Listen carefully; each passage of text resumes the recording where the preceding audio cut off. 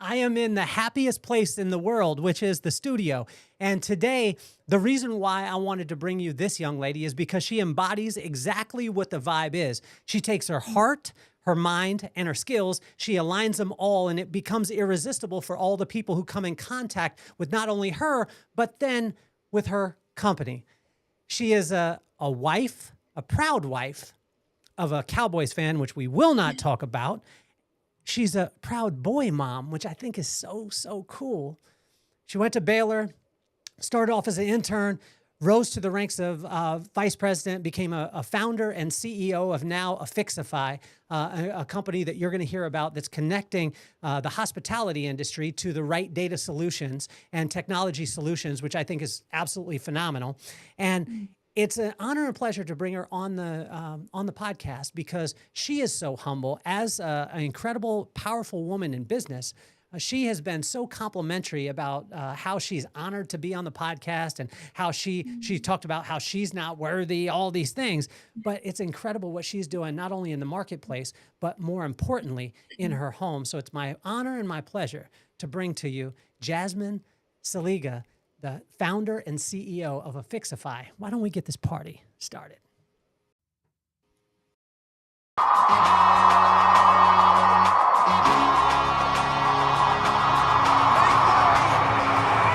Nothing more on my mind. I got to shine, so every day I grind. Work in the morning, work in the evening. We's achieving, cause we believing. It's for certain, we put the work in.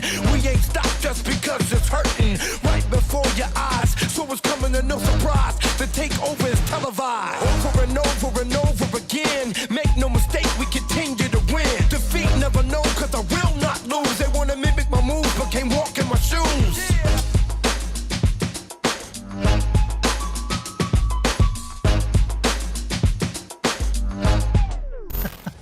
Which one of your boys do you love the most? Oh my gosh, Kelly, you're starting off with that. Okay. No, because what if they watch this someday? I just have to say, my middle son is me. He is the mirror image of me. So it doesn't mean that there's no favorites here, but I do have a little bit of a soft spot because I'm like, you're me. It's like watching myself at 6 years old. You know, he is a little more cool. I think he would actually really vibe with your show because he's cool. I'm not that cool, so. Yes, you are. I think it's so cool because most of the time when a person's a CEO or a founder, a lot of times they haven't gone through the ranks. You started off as an intern, became a VIP or a VP. You became a VIP too, but a VP of the company. You started off in was it medical device? Was it medical device or was it tech sales? Well, I wanted to be, yeah. So I started in tech sales. I actually had this vision of going into medical sales, and honestly, God just shut that door. And that is now it makes a lot of sense. Yeah. At the time, I mean, like I literally remember, this is so TMI, but being in college, I was 2 months from graduating, and like every job door was closing on me, and I'm like crying to my roommate, like I'm never gonna get a job, you know. And now I really do see, looking back, why I didn't get into that world. But yes, I started in hotel tech sales just out of necessity because I couldn't find a job. And so my dad was like, I have a job for you through a friend and you pretty much have to take it because you don't have a choice. And it turned out to be this like incredible, you know, miraculous thing. So here I am. Well, I think most people talk to me about the transitions that we'll do, and I've joked and said that I'm the king of transitions, going from one place to another. But we're going to do it more like Pulp Fiction. We're going to start with the where we're at today, but we're going to go back in history also. Affixify, you were able to take tech solutions and help the hospitality industry choose them with a non-biased algorithm. Now, anytime a person hears algorithm, they always think biased. They always think, well, you're just putting that in based off of this. Why was it so important for you to create an unbiased one, and how were you able to do that? Okay. So, and anytime I explain this, but I feel so comfortable sharing this on your show, but sometimes I have to be more tactful. Let's just be real.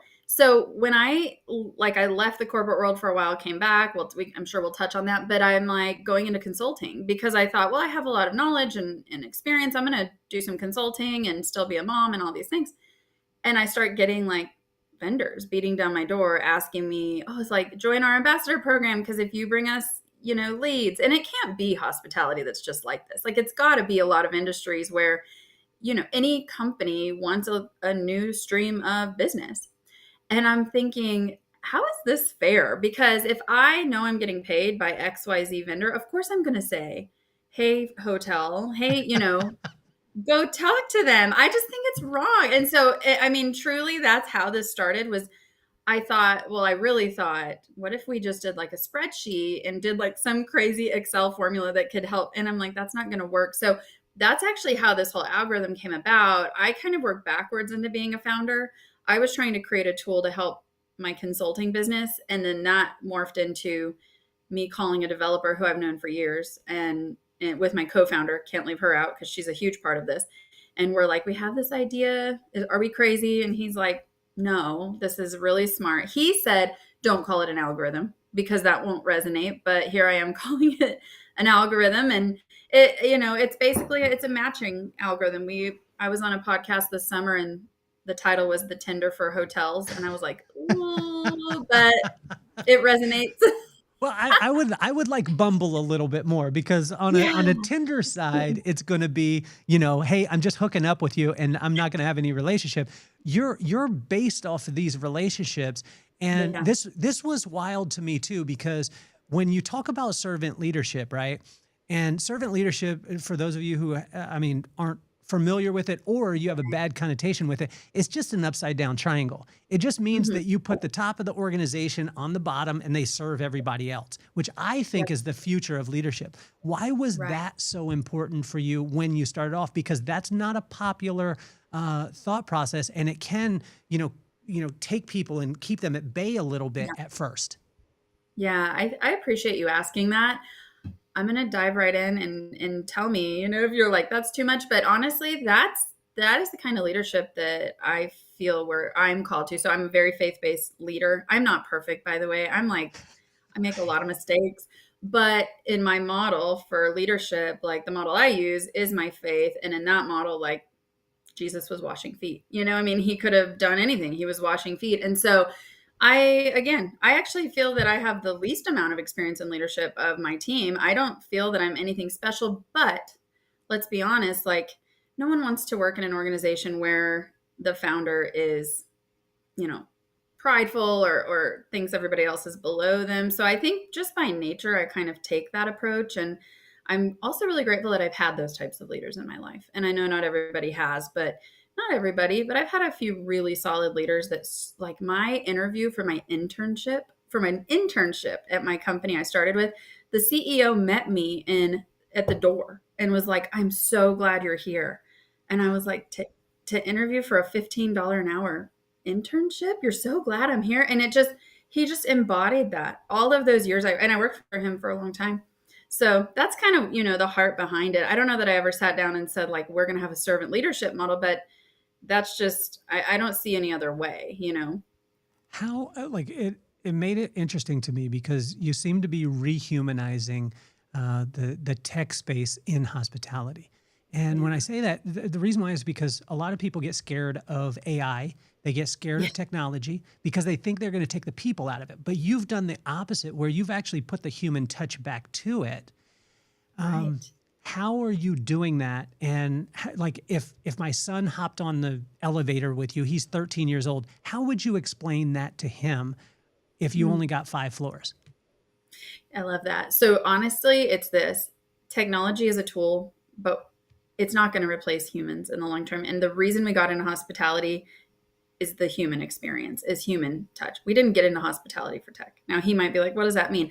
Basically what that means is we offer a service where we follow the deal through. So we don't just match people. We go back and say, here's a warm introduction. How did that conversation go? Hey, vendor, did it go well? Did you close the deal? What can we do better? Hey, hotelier, what do you think of this software? I mean, it sounds really crazy, but that's honestly what we do. And we don't get like paid to go out and do that part of it yet at this time. But we care so much about meaningful relationships and partnerships. And so we've taken a very interesting blend of tech blended with the human experience. how do you vet the vendors, right? Because this is one of those things where now, especially after people hear about you and they, come in contact with you, anyone who comes in contact with you, this is the cool thing. And the reason why I wanted to have you on the show is because even through your LinkedIn, the posts that you have, the way that you lift people up, all those things, it's like people buy you, Jasmine, and then they are like, oh, wow, she happens to be the founder of Affixify. So I want to work with that company. Yeah. How are you able to kind of keep that as you grow too? Thank you. Thank you so much. I didn't know that, it's nice to hear sometimes that's making an impact, Mhm. because I made a decision 3 years ago that I would just show up vulnerably, and that's not always easy. Honestly, I think it takes, here's the honest truth. I think it takes me being consistent in the background with whatever I'm facing for the real me to show up in public. Does that make sense? So Yeah. for me, like, if I'm not consistently walking in my faith, consistently, in prayer over my decisions, consistently evaluating, which I've done a lot of lately, of like, where am I misstepping? Where do I need to do better? Then I can't really be authentic to the public. And so for me, the only way to like scale me, I think, is to just humbly step back and continue to walk in the, I guess I call it the secret place, but behind the scenes, walk humbly. And then hopefully that shows through to people, right? I also think there's a certain risk when you go out there being so vulnerable, because like I had a season at the end of July where I wasn't posting on LinkedIn. I was doing nothing because I was so overwhelmed with, honestly, the end of school. I love my kids, or the end of summer was a lot for me mentally and trying to balance. So I wasn't like showing up, and I thought, well, this is who I am. If I'm going to be, and if I have anyone ask, I'll just be really upfront. So I think it's all about remaining consistent in both my private life so that the public part is really an honest version of who I am. And then hopefully that reflects the company too. Yeah. Now, how do you vet? Like, how do you vet a person? Because there's a lot of times when you go faith-based in anything, and I'm not saying that it's just a faith-based business, but I remember having this within our company when I would speak about, I wasn't a publicly traded company, so if someone had a complaint, it came to me, and then I had a circle file cabinet for it that I crumpled it up and put it in there. But with those kind of things, we actually prayed before in every meeting, every week, stuff like that. Now, those are things in a public company that I could have gotten in trouble for. I could have got backlash, especially in today's climate.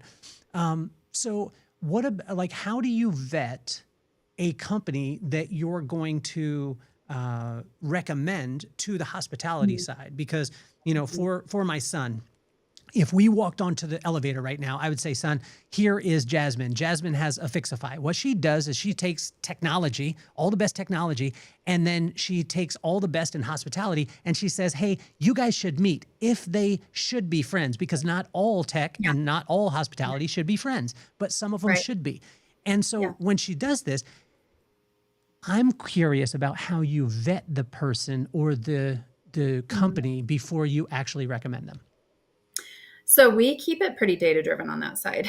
It's not as beautiful and fun. I mean, we actually go based on the integrity behind their functionality. And this is our process for it, is you told us you do these 100 things, right? Because every vendor, and that's fine, every vendor wants people to know I've added this feature and I have this integration, and especially in a really fragmented tech stack like ours in hospitality.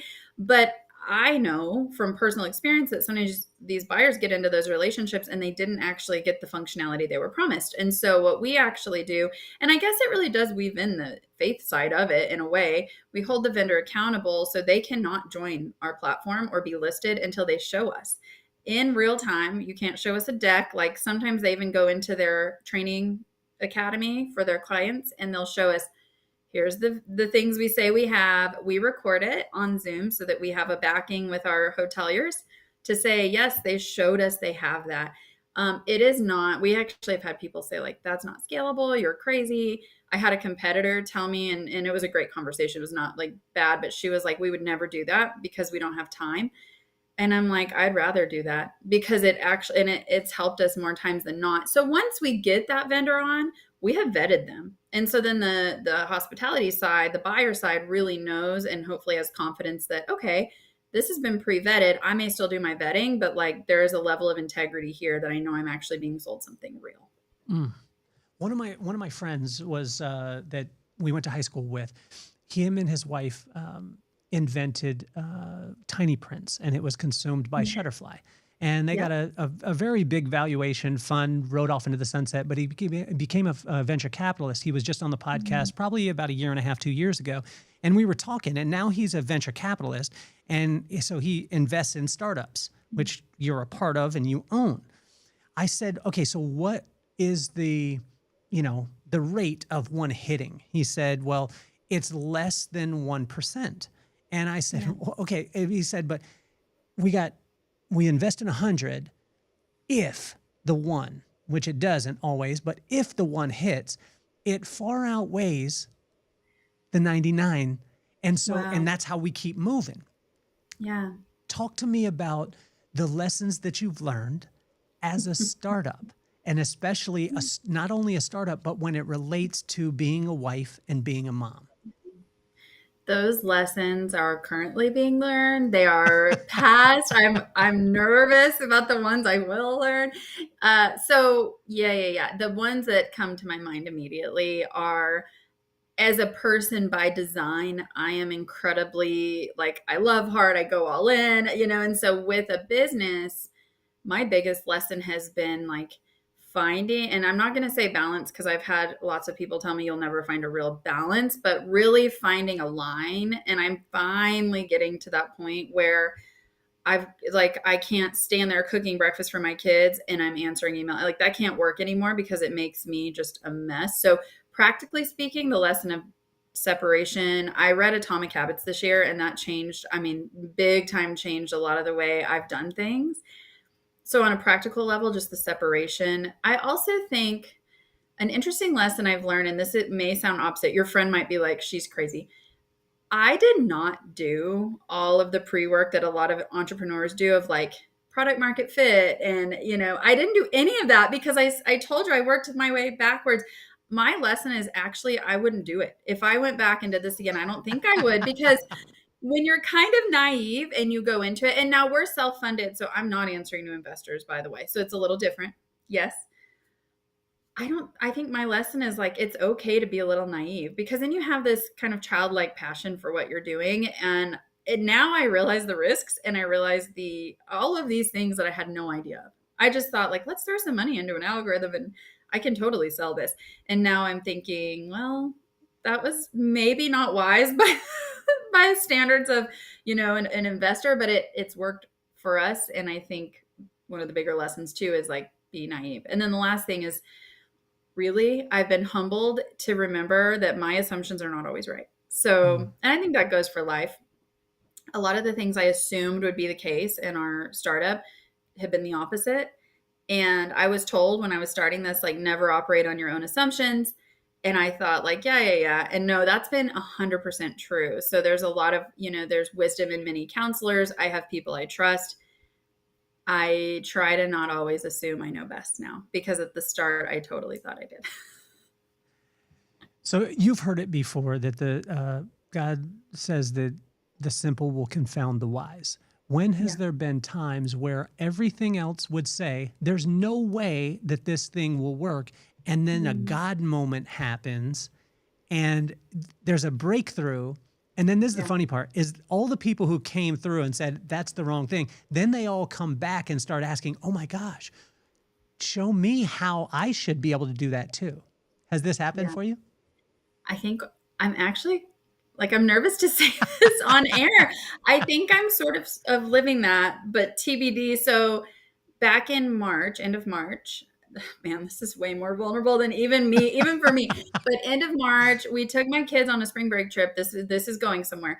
And I was feeling very discouraged and thought, I don't know why I'm doing this. And I just felt very led that I was to start doing I used to train sales teams. So just go back to the basics and start selling this like I would train someone to sell it. And it kind of went against the grain, because I'm like, well, I'm leading this company, I'm busy. And I thought, no, if this is what I'm being led to do, I'm going to do it. So this sounds super simple, but Atomic Habits, every day I started emailing 25 people a day to make sure they knew what we were doing. And out of that email habit came this opportunity that I still can't really talk about. And that opportunity, I mean, the day I had that call and I'm like, this opportunity came from a lukewarm email. And then that has led, so now I'm actually told you, like, this is this opportunity we're actively working on right now. And I thought, like, that was kind of my Red Sea parting moment of I couldn't have done that. I was just walking in obedience. And so I can't say like the haters or what, oh my gosh, I sound so old, but I can't say anyone's come back and said like, how did you do that? But I'm actually actively walking in those steps of like, I can see where this is going. I could have never done this on my own. And I think there's definitely some people that have probably said like, what are you doing? That it will be cool to have that testimony if this all pans out. So maybe in a year I can tell you like I saw it through, but I think I'm living in that right now. I think it's amazing. I was spending some time early this morning with the Lord, and the whole message today was that growth comes in the valley. So what growth has happened for you, and what was the valley? So my biggest growth, and I'll speak more, I mean, I think as a founder, but also as a mom, I have a really hard time, trust in the Lord with all your heart, lean not on your own understanding. It's like kind of one of the most simple verses that you grow up. If you've grown up, like I grew up in church, right? And that verse, but then suddenly it's become very real to me. And so I have this like constant human desire to know the next step, know what's going to happen. I've got to know so I can plan. And then I'm by nature a backup planner. So like for a long time I thought, okay, well, if Affixify fails, here's what I'm going to do. And like God was like, no, you're not. Stop leaning on your own understanding. And so the valley for me has actually been ongoing of this process of walking, completely by faith and in the dark, and knowing like there are times right now where I'm starting to see that open up and think, oh my gosh, this is going to be amazing. Like I can see it, but had you asked me 6 months ago, I would have said, no, I'm still in the dark. I'm still in the dark. So I think the biggest lesson for me, and maybe if you're listening and you're not Christian, and that's fine, maybe the lesson is just, when you're walking in something and you don't know what's next, keep being faithful every day, because that faithfulness, like I believe it really will pay off. And so, yeah, I think not leaning on Jasmine's understanding is probably one of the hardest things I've had to learn, amongst many other things. Mm-hmm. Well, the last sentence in that verse, which is Proverbs 3, 5, and 6, is trust in the Lord with all your heart, lean not to your own understanding, submit to him in all your ways, and he will make your path straight. And if you watch it, if you actually read in the context, it's actually a stair step. So if you look at those words, trust, lean, submit, and straight, they're all in a line in stair steps. And at the bottom of the step is straight. So what God opened up to me is if your path is not straight, then you haven't submitted. If you haven't submitted, you haven't trusted, or you haven't leaned. If you haven't leaned, you haven't trusted. But it takes you to trust to be able to lean. It takes you to lean to be able to submit, and it takes you to submit to get your path straight. And I want to encourage you. I want to encourage you on this journey and where you're at, and as you go and as you build, because there's going to be people that come into your life and come into this company that is going to completely confound. And it's not for the haters. It's not for you to turn around and be able to do this stuff. But that's the life that I want to speak to you. If it means something to you, if not, you could throw it away.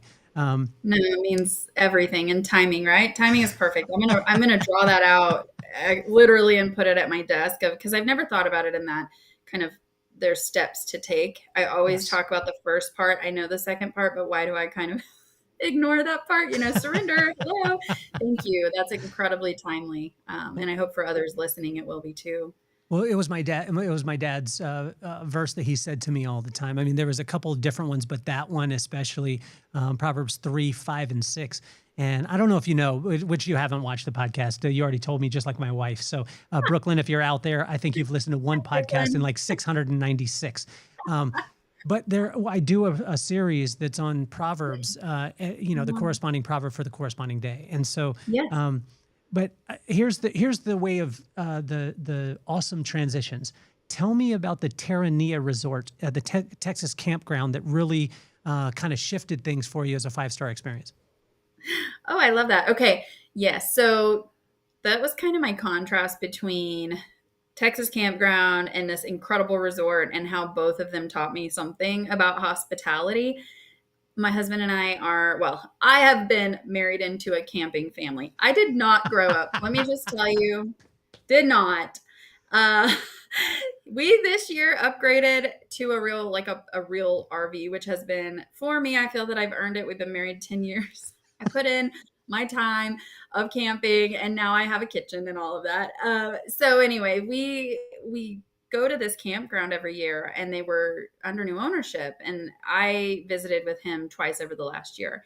And the way they welcome you, I mean, it's just a campground in Texas. It's beautiful, but they like meet you and they welcome you in, and here's your spot and what can I do? And I mean, it sounds so simple, but it really embodied to me an experience of hospitality. And it really, I've been very blessed. I grew up all over the world. I've been all over the world, like totally humbling some of the opportunities of places I've been able to stay through this industry. Many of us have. And this very simple campground really impacted me, because I'm like, they're just showing hospitality. They don't have an ocean view, a pool, and a Michelin star chef, but they're making you feel so welcome. And about a week before that trip, I had stayed at Terranea Resort in Southern California, and I mean, it's a dream, right? I think I talked to Nick Horgan before, and he's like, you're going to love it. And it was. And they were, I mean, they just, every need was totally taken care of. They were so great. It stood out as well. But I had contrasted those two in a post on LinkedIn, because both of those places made me feel at home, welcome, and reminded me why I do these things and why I'm in this industry. And I think that's a good showing of just hospitality can be anywhere. It doesn't have to be, on the ocean in an amazing place. It can be, but it can be anywhere. So. Well, when I was telling you earlier, as far as, you've heard the saying that people buy you and then they happen to stumble upon your company, or I'm paraphrasing, I'm killing it there. Yeah. But I believe that it's the truth. So imagine if we put you in a room and you're in the room with all the decision makers in the hospitality industry, and you have a 30, 45 seconds to let them know why they should be with Affixify and why it would be a good, choice to be there. What would you say? I would say this. Affixify was created to help you make a better long-term partnership in technology. We're not getting away from technology in our industry. We want you to keep the human experience, but you're dealing with David and Goliath when you go out and try to Google tech, because there is a lot of marketing fluff. And unfortunately, we've created an environment that you're not sure what you're actually getting. There's just really great marketing out there. We cut through the fluff. We give you the data so that you can make the right investment, both financially, but also for your team. When your team has the right tech, they thrive. Your turnover is much less.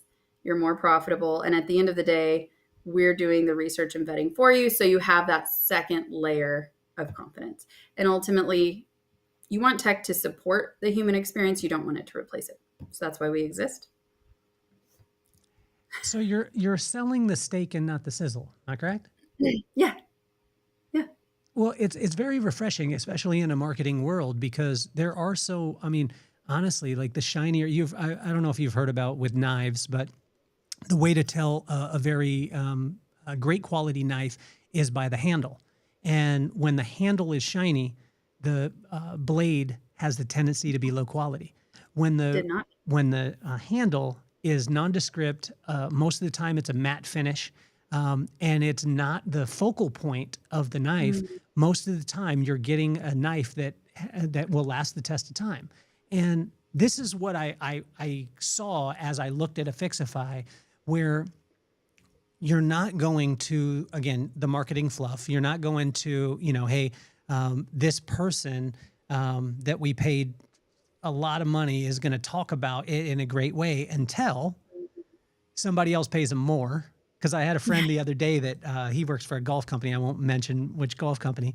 And he worked for a different golf company before. And I was like, oh, well, I'm getting my son some golf clubs for his birthday. Which one should I get? And he just looked at me and he was like, who'd I say I worked for? And I said, well, but you worked for both. which one would you say? And he said, the one who pays me more. Oh gosh. How do you keep that integrity as you grow? Because this company is going to grow. Your heart is in the right place. Your mind is in the right place. Your heart being your belief system, your mind being your intentions, and your skills being your actions being your skill set. Those things are in line, creating an irresistible vibe. People are going to be attracted to you. But that's the billion-dollar question, Jasmine, is how do you keep that as Yeah. this thing begins to grow and scale?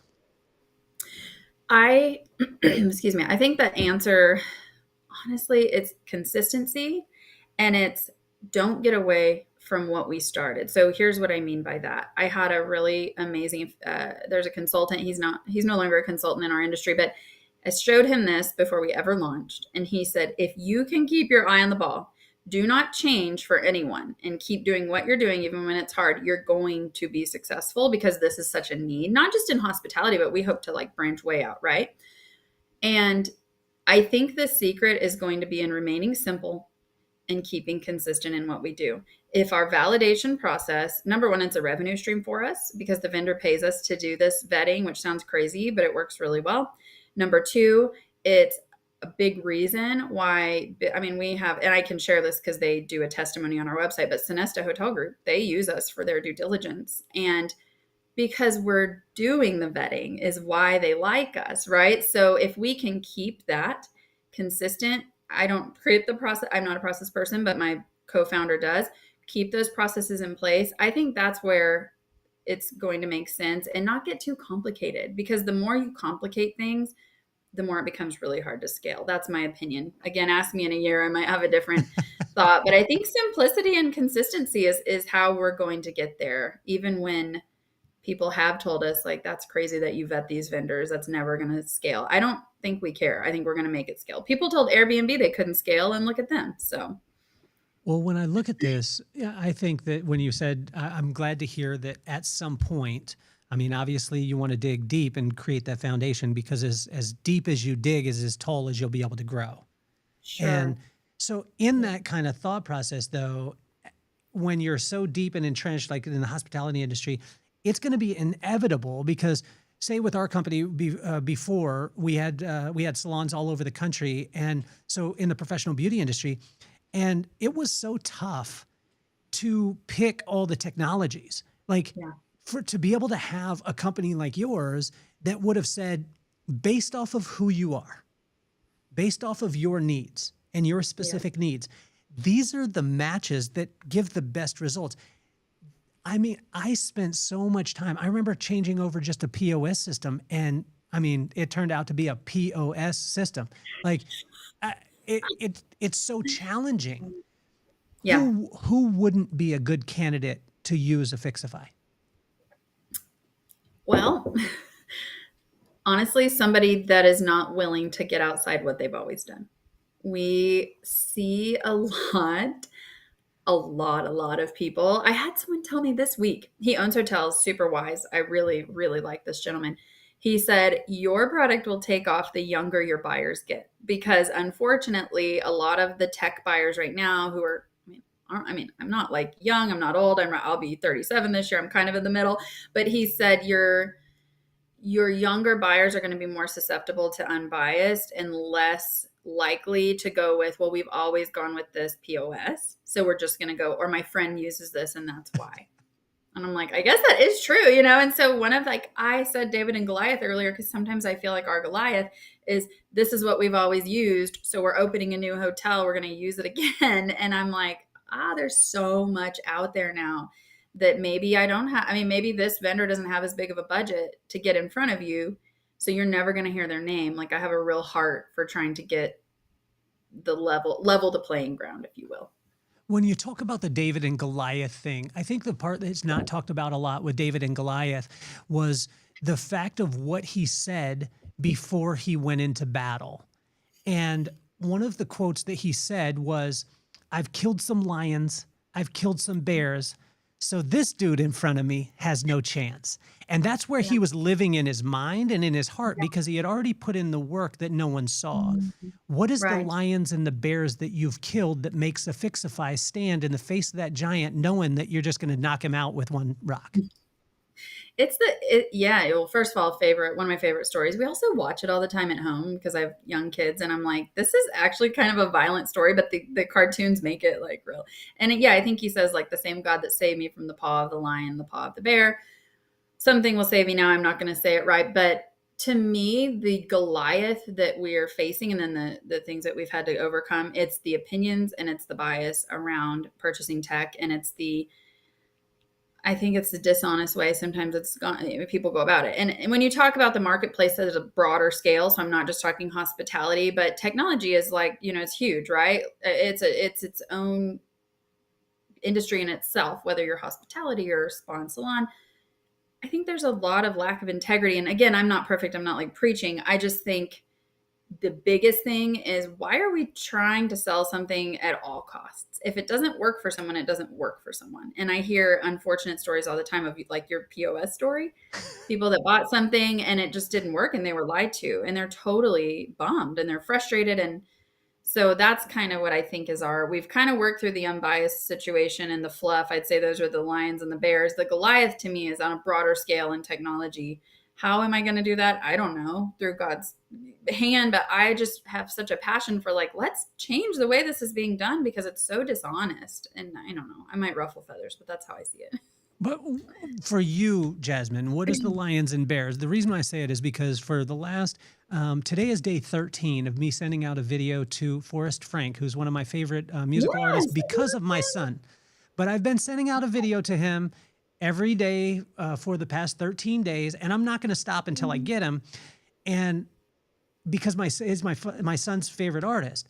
But what Forrest doesn't understand is the job that I wanted when I was 19 years old.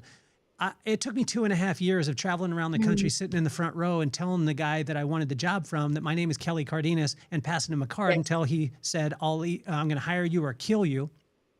Forrest Frank doesn't understand the fact that I wanted Eddie George, who's a Heisman Trophy winner and one of the best running backs to ever play, and he played on the Titans, who is the greatest team of all time. I sent videos to that guy for 3.5 years until I got him on the podcast, and he finally relented. Forrest doesn't know that part. He maybe knows that I'm standing in front of him. Maybe I don't have the following that he has, but those are the lions and the bears that I know in my head that I ain't stopping until I get it. What is the lions and bears in Jasmine's life that qualifies you to stand in front of this giant knowing that bad boy, it's just a matter of time until it happens? All right. So delete the last answer because now I get it. I am going to, this is way better. Here's the truth. Like, here's the actual truth. The Bible says, fear God, not fear man, right? The fear of man is a snare, but fear of the Lord brings life. I very genuinely fear getting out of the middle of God's will in my life. So if you're listening to this, basically what that means is, for me, I want to live right in the middle of what God wants me to do. In our church sermon recently, he said, like, the safest place you can be is in the middle of God's will. So what my lion and bear is that I'm not getting out of the middle of his will. And it is painful sometimes. And there are days where honest to goodness, I'm like, I could go back, be a VP of sales again, make great money, and like leave this all behind. But God is like, no, because I haven't told you to do that. And so you're going to be faithful where you're at. You're going to keep listening. You're going to keep saying yes until I say no, until I say it's done. And that really, if that answer is on a better level, that's mine. It's like, well, I know this is going to work because at this point, God has told me to stay here, be faithful. And by the way, stop grumbling because I'm tired of your grumbling. And so, really, it's been a season. And so that's, that really is, it's my honest to goodness commitment and a healthy fear of God, not a bad fear of God, but like I want to fear the Lord more than I fear, is Affixify going to make $1 million next year? I have a much healthier fear of getting out of that middle of that God's will. So, what shifted it for me was because I was always like, when I heard that verse, as far as fear of God, I was always like, oh man, fear and trembling. But that word in the context of when it was used, it actually just means respect. And Yes. what I Yeah. found was once that switched, what I realized was the only way to be able to respect something is if you see its words and you see its actions and they're in line. That creates respect. And Right. so when I took that and someone said fear of God Mm. and you replaced it, respect.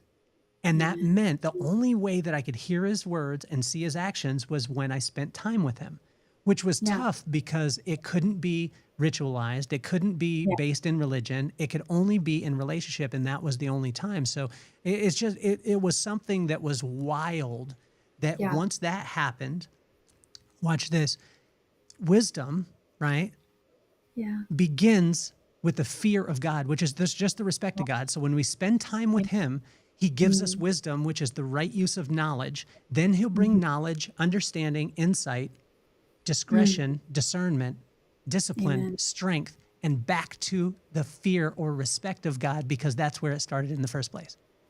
Oh, can you write me a like a playbook, because I'm thinking that makes so much sense. And It's last right week, there. oh It's my right gosh, there. I'm buying this. So this one is it takes you through the corresponding proverb, corresponding day. And I tell you, in leadership and in companies and in building companies, if you take Yeah. that circle, and it's actually illustrated in the book, that if you take the fear of God, Mm. then it comes wisdom, then it comes knowledge, then it comes understanding, insight, discretion, discernment, Amen. Yeah. discipline, strength, and it's in a circle. Once you break the circle, then you get in trouble. Does that make Yeah. sense? Yes. Yeah. It makes sense. And actually, so I'm buying your book today because I just texted somebody that I lead at church. Yesterday, she said, I'm kind of getting like a little dull in my Bible reading. What are you doing? And I said, this sounds so simple, but my husband does this. And I've started reading the proverb that corresponds with the day. And it's really like speaking to me. So you saying this is crazy. I'm also going to buy her the book. I want to say too, last week we had a meeting with some mentors, and they're both strong believers and prayed over us. And the prayer stuck with me because one of the gentlemen prayed that we would have the wisdom of Solomon as we proceed in business dealings.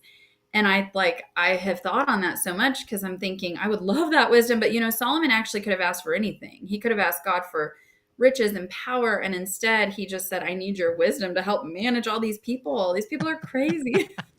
And I'm like, I have started to think through, like, man, I'm probably asking at times. I think there's a time to be specific in our prayer. Mhm. But like maybe my prayer should be more about wisdom. And then I open Proverbs and I'm like, I'm crazy for not reading this more because it basically gives you a roadmap of life. And so what you're saying really resonates. I can't wait to get my hands on your book because it's exactly what I'm walking through right now.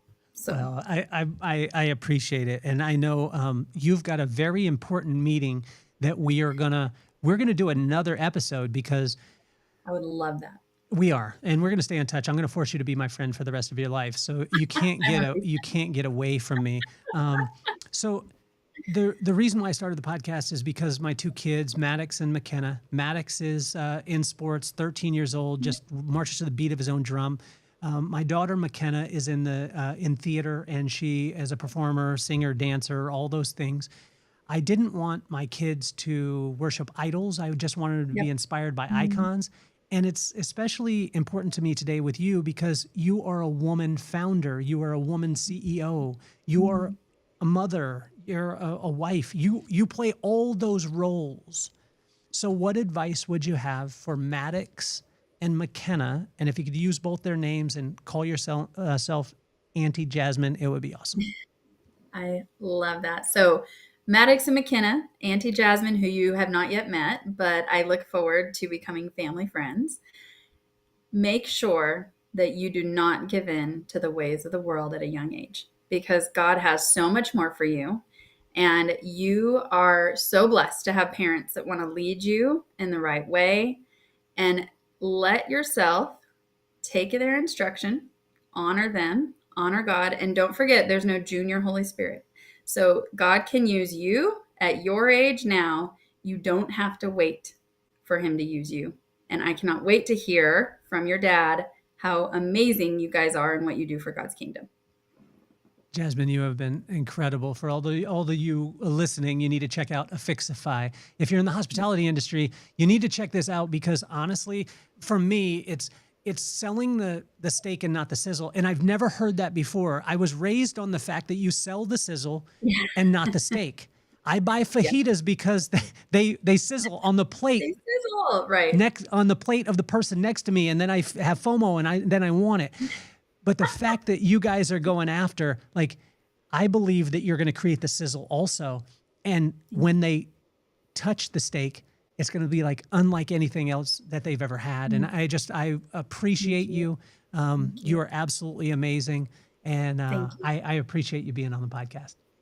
Kelly, thank you. It was my genuine honor. I called my mom right before. I'm like, you won't even believe like what I'm about to do. I feel very humbled.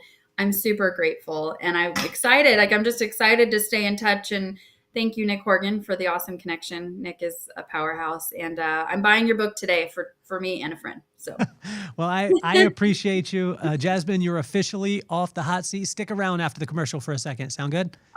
Awesome. Sounds good. Peace, love, and soul.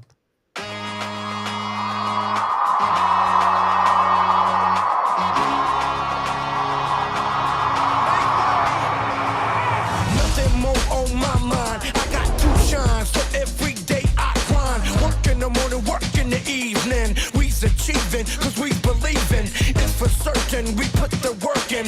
We ain't stopped just because it's hurting right before your eyes. So it's coming to no surprise. The takeover is televised.